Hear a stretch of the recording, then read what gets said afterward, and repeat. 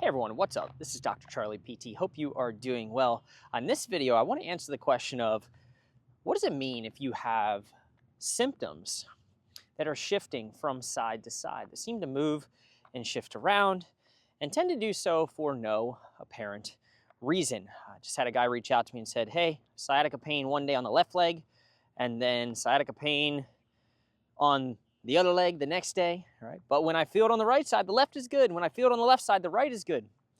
And what's happening here? Am I going crazy? And you're not going crazy. It's very real. But I want to take a quick moment here to share some thoughts on what could be happening if your symptoms are kind of jumping around and you're not sure why. All right. So again, my name is Dr. Charlie Johnson. I'm a physical therapist. I work with people all around the world with back, butt, and sciatica problems. If you are curious about the sort of origin of your sciatica symptoms, I'm going to share a little bit about what could be happening here if you are experiencing these symptoms that jump around. But if you want to go a little further, check out my entire DIY diagnostic algorithm where I share with you the sort of flow chart that I would go through to determine the most likely source of your pain, numbness, or tingling. All right, so what does it mean if your symptoms jump from side to side? They switch sides on you. This is inconsistent with traditional sciatica in the sense of nerve irritation, right?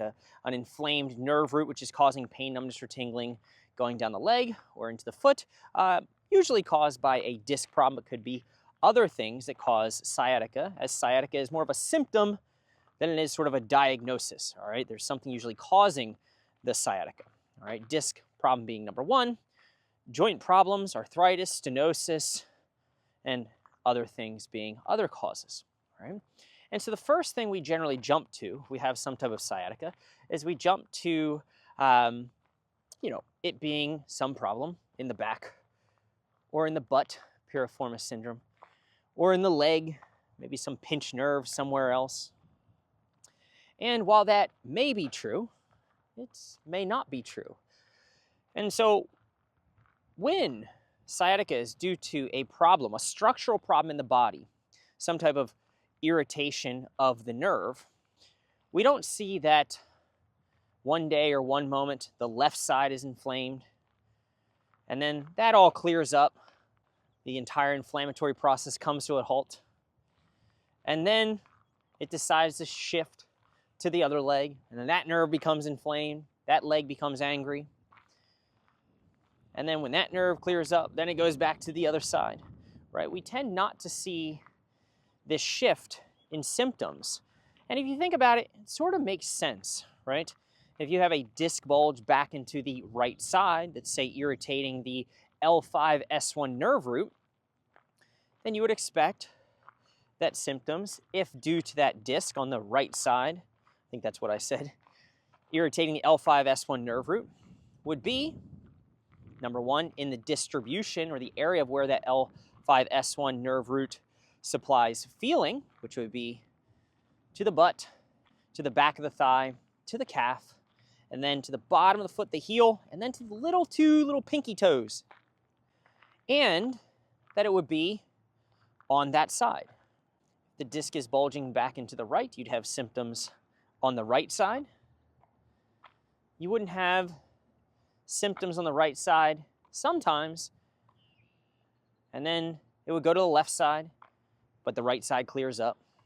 And then it would go back to the other side, and it just wouldn't jump around like that, right? Because the disc herniation, in this case, in this example, isn't going to be bulging on the right side one day, and then that's going to reabsorb and then bulge on the left side, and that's going to reabsorb and then bulge on the right side. You see how that just kind of wouldn't make a whole lot of sense. The stenosis, let's just say that causes stenosis. You're not going to have stenosis one day just on the right side, irritating the right L5-S1 nerve root, causing sciatica down the right leg. And then that arthritis overnight is going to clear up on the right side, but now the arthritis is going to grow on the left side. And then overnight, that arthritis is going to melt away, and then it's going to go back to the other side. And so you see how symptoms that shift or jump, and what I mean by that is they start maybe on one side, and then they go away and they go to the other side. These symptoms, this experience, is not consistent with that of a structural problem in the body due to some type of damage in the body, some type of issue within the tissue, for lack of better terms, all right? And so if it's not due to a structural issue in the body, well, what is it? You've been Googling piriformis syndrome, herniated disc, spinal stenosis, degenerative disc disease, sciatica, all this stuff, right? All these very structural-based causes. But I'm telling you, it doesn't make sense. And you're kind of maybe getting it. You're like, it doesn't make sense, you're right. The disc goes this way one day, and then all of a sudden it goes that way, and it goes this way. Right, that's weird. Especially because I don't even know why it jumps around. Symptoms that shift or jump around, like we're describing, maybe like you're experiencing, are generally not due to damage. Symptoms that jump around, that shift around, probably like you're experiencing, are not an indication of damage within the body, but instead perceived danger within the nervous system, sensitivity to the nervous system, in which case the brain, as the CEO, makes a mistake. It sends signals randomly, causing them to jump around your body. And if you agree that sciatica, or whatever you're dealing with, is a sensation, you have some unpleasant sensation that you're experiencing in your back or your butt or your leg or your calf or your foot. Could be numbness, could be tingling, could be pain, could be sharp, could be shooting.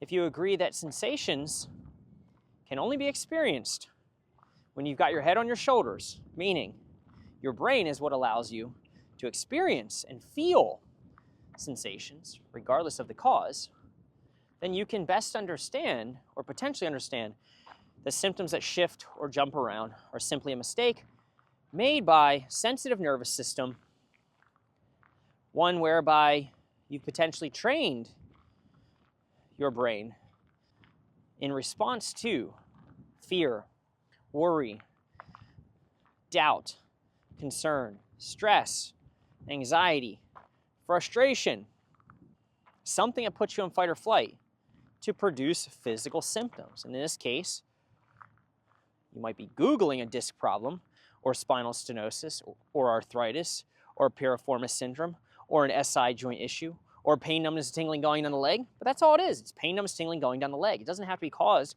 by a physical problem, an issue in the tissue. It could be caused simply by a sensitive nervous system, dis-ease, if you will, within the mind, and the brain sort of shooting off these false alarms. It's very real, by the way. You feel it in your leg. But it could be a danger signal and not a damage signal. So again, if you've got symptoms jumping around, not consistent with a physiologic structural problem, a disc, stenosis, for the reasons I explained earlier, piriformis syndrome. Your piriformis on the right side isn't inflamed one day and then it clears up overnight, and now the left side, and the left side it decides to behave and then it jumps back to the right side. This isn't musical chairs. And so you may want to start to ask yourself, do you have other indicators of symptoms that may be more centrally driven by your brain? You can treat your body all you want, but here's what it'll look like. It's on the right side, you'll be doing nerve flosses on the right leg, and hamstring stretches and figure 4 stretches. Then it'll go to the left leg, and then you'll try to do the nerve stretches on the left leg, and hamstring stretches and figure 4 stretches on the left leg. And then when it goes to the right, you'll massage the right leg, and when it goes to the left, and you can see how you'll just drive yourself insane. When you're in pain, you tend to go insane. You'll do anything to solve the problem, right? But realize, the more you try to do to solve this problem, and the more you chase the carrot, the symptoms, because you think that they're physical, you may actually be increasing the fight or flight response to them. You may be fueling them with more attention, fear, worry, frustration, and actually causing them to stick around. All right, so start to look for other indicators, again, that your mind may be at play here. Things like, do your symptoms fluctuate with stress? Good or bad, by the way. Financial, personal, career, stuff at home. Good or bad, stress. Do you notice that if you're preoccupied, if you're chatting with friends, if you're playing video games, if you're going for a walk and talking to someone that you enjoy having a conversation with. If you go on vacation or you're watching something that you really enjoy, your grandkids or this or that, you notice that if you're a little distracted or preoccupied by something else that you enjoy, the symptoms are less. Do you notice the symptoms also are a bit delayed? You can do things in the moment, but later on, you might pay for it. Are you sort of this type A, get her done type of person? Do you have that personality of hypervigilance, high pressure, high stakes, willing to do whatever it takes to get out of pain? If that's you, then these are maybe some other signs that you're sort of used to living in an elevated state where you could actually be fueling the symptoms. One where you have already a heightened state of your nervous system, and for whatever reason, something that happened recently, something that you did, or something you didn't do. Many people have symptoms that jump around or shift around.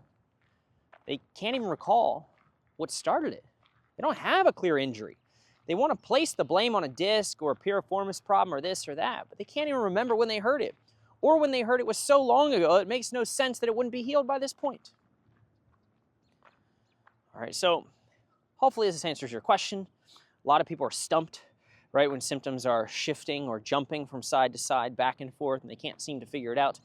Doctors can't figure out what's going on because doctors, well, they treat pain, but they get about 9 hours of pain education in all of medical school. And so no wonder they struggle to pinpoint this stuff, right? A lot of people are trained to see problems only as physical rather than psychological. So I challenge you, if things are jumping around and you feel a bit confused, to potentially be open-minded enough to not blindly believe, but have faith in the science and the understanding that your mind can absolutely produce these funky symptoms, and it could just be making a bit of a mistake, all right? So we can retrain your reaction to these things, we can calm things down, and we can allow them to go away.